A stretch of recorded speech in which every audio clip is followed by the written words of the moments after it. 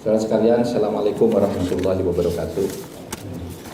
Terima kasih atas kehadirannya. Saya mewakili keseluruhan pemerintah, mewakili kabinet yang dipimpin oleh Presiden Republik Indonesia Bapak Joko Widodo.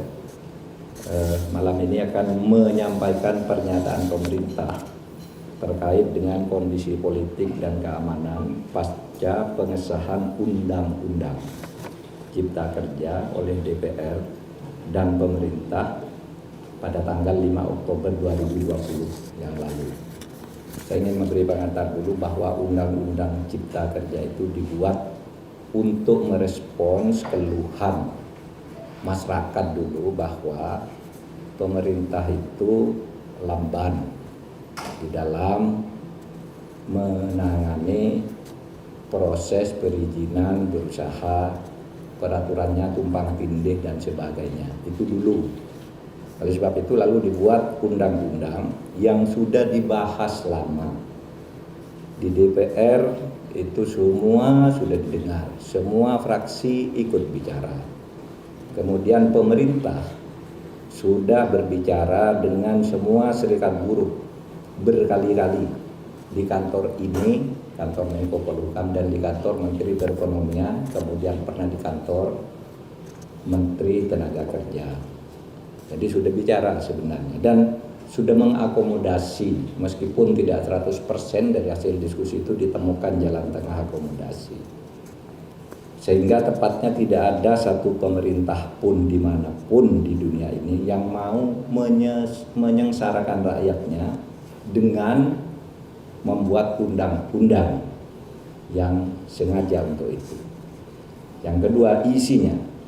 Isi dari Undang-Undang Cipta Kerja ini pertama untuk mempermudah perizinan bagi usaha sehingga tidak birokratis dan tidak tumpang tindih, mempermudah perizinan siapapun yang mau berusaha dalam negeri maupun luar negeri. Yang kedua, menyediakan peluang untuk menampung tenaga kerja yang jumlahnya setiap tahun itu 3,5 juta. Angkatan kerja kita setiap tahun itu 3,5 juta. Dengan 82% tingkat pendidikannya di bawah SMP, sehingga tidak adaptif sebenarnya, belum siap untuk bekerja di bawah IT ya. Mereka ini pekerja-pekerja yang hanya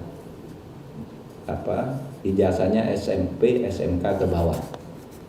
Jadi tidak bisa bekerja di padat modal, dia di padat karya yang sebagian besar. Jadi ini yang penting. Undang-undang ini bukan hanya untuk buruh yang sekarang banyak berdemo. Ini justru lebih untuk mereka yang belum bisa menjadi buruh. Untuk angkatan kerja yang akan datang makin banyak. Sedangkan hak-hak buruhnya sendiri berdasar undang-undang lama secara umum sama sekali tidak diganggu. Kemudian tentu untuk memberantas korupsi di birokrasi melalui pengurusan yang bertele-tele. Sekarang disederhanakan agar tidak ada korupsi, tidak ada pungli dan sebagainya. Yang sekarang ramai karena banyak hoax. Misalnya di undang-undang ini tidak ada pesangon bagi orang yang PHK. Itu tidak benar. Pesangon justru ada. Dibilang tidak ada cuti, tidak cuti haid, cuti hamil dan sebagainya. Di sini ada di undang-undang ini. Dibilang mempermudah PHK, itu tidak benar juga. Karena justru sekarang PHK itu harus dibayar kalau belum putus di pengadilan. Oleh sebab itu di undang-undang ini ada jaminan kehilangan pekerjaan. Ini dibilang tidak ada, hoax yang banyak. Bahkan ada yang mengatakan pendidikan dikomersilkan. Ketahuilah bahwa 4 undang-undang pendidikan, 4 undang-undang di bidang pendidikan sudah dicabut dari undang-undang ini karena aspirasi. Sesudah diskusi-diskusi, tolong Pak keluarkan undang-undang, sudah kita keluarkan. Nggak ada di situ ngatur soal dunia pendidikan. apalagi mengkomersilkan. Di situ dunia pendidikan hanya diatur di dalam pasal 65 yang justru mempermudah. Pendidikan itu adalah lembaga nirlaba, bukan lembaga usaha, bukan lembaga komersil. Ini ditegaskan justru di undang-undang ini, malah dibalik di dalam berita-berita yang hoax itu. Oleh sebab itu, melihat perkembangan situasi itu, pemerintah mengajak mari kita semuanya menjaga Kamtibmas, keamanan dan ketertiban masyarakat. Semua harus kembali ke posisi tugas menjaga negara masing-masing. Pemerintah, rakyat, atau masyarakat, dan civil society. Mari bersama-sama ke posisi masing-masing untuk menjaga keamanan masyarakat. Dan untuk itu pemerintah menyampaikan pernyataan sebagai berikut. Pernyataan pemerintah terkait dengan kondisi politik dan keamanan pasca pengesahan Undang-Undang Cipta Kerja oleh DPR dan pemerintah pada tanggal 5 Oktober 2020 yang lalu. Selamat malam, mencermati perkembangan yang terjadi di lapangan terkait dengan penyampaian aspirasi tentang Undang-Undang Cipta Kerja dalam berbagai bentuknya di sejumlah daerah. Maka demi ketertiban dan keamanan di tengah-tengah masyarakat, pemerintah menyampaikan hal-hal sebagai berikut. 1. Undang-Undang Cipta Kerja dibentuk justru untuk melaksanakan tugas pemerintah dalam membangun kesejahteraan masyarakat melalui penciptaan lapangan kerja yang semakin banyak, perlindungan terhadap buruh, penyederhanaan birokrasi, dan kemudahan berusaha, serta untuk melakukan pemberantasan korupsi dan pungli, dan pencegahan tindak pidana korupsi lainnya.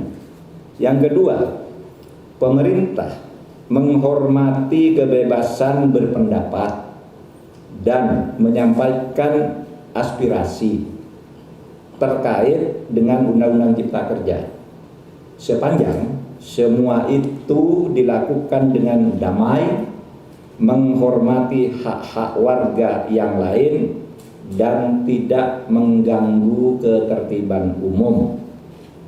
Yang ketiga, pemerintah menyayangkan adanya aksi-aksi anarkis yang dilakukan oleh massa di tempat-tempat tertentu dengan merusak fasilitas umum, membakar, melukai petugas, dan juga menjarah.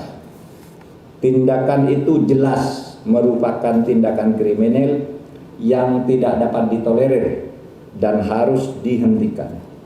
4. Tindakan merusak bangunan fasilitas umum dan serangan secara fisik terhadap aparat dan warga masyarakat merupakan tindakan yang tidak sensitif atas kondisi yang dialami oleh rakyat yang sedang berjuang melawan pandemi COVID-19 dan juga kondisi ekonomi yang sedang sulit. 5. Untuk itu, demi ketertiban dan keamanan, maka pemerintah akan bersikap tegas atas aksi-aksi anarkis yang justru bertujuan untuk menciptakan kondisi rusuh dan ketakutan di dalam masyarakat. 6. Selain berdemonstrasi dengan tertib dan tidak melanggar hukum, ketidakpuasan atas undang-undang tersebut bisa ditempuh dengan cara yang sesuai dengan konstitusi, yaitu dengan menyalurkannya dalam proses pembuatan peraturan pemerintah, perpres, permen, perkada sebagai delegasi perundang-undangan. Bahkan bisa diajukan melalui mekanisme judicial review atau uji materi maupun uji formal ke Mahkamah Konstitusi. 7. Sekali lagi, pemerintah akan bersikap tegas dan melakukan proses hukum terhadap semua pelaku dan aktor yang menunggangi atas aksi-aksi anarkis yang sudah berbentuk tindakan kriminal. Saya ulangi, 7. Sekali lagi, pemerintah akan bersikap tegas dan melakukan proses hukum terhadap semua pelaku dan aktor yang menunggangi atas aksi-aksi anarkis yang sudah berbentuk tindakan kriminal. Ditandatangani oleh Muhammad Mahfud MD selaku Menko Polhukam, Muhammad Tito Karnavian selaku Menteri Dalam Negeri, Budi Gunawan selaku Kepala Badan Intelijen Negara, Marskal TNI Hadi Cahyanto selaku Panglima TNI, dan Jenderal Polisi Idham Aziz sebagai Kepala Kepolisian Republik Indonesia. Demikian, terima kasih. Assalamualaikum warahmatullahi wabarakatuh.